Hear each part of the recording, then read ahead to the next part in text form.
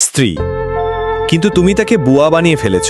সে এসেছিল, লাজুক হেসেছিল, একটি নতুন সংসারের দোরগোড়ায় নাড়িয়ে। হয়তো ভয় পেয়েছিল, তবুও বিশ্বাস করেছিল এই মানুষটার হাত ধরে সে জীবনটা গড়বে।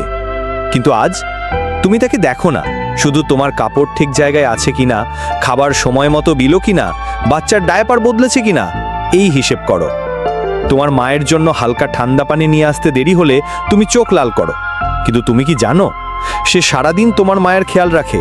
ঘরের ময়লা মোছার সময় তার চুলগুলো ঘামে ভিজে যায়।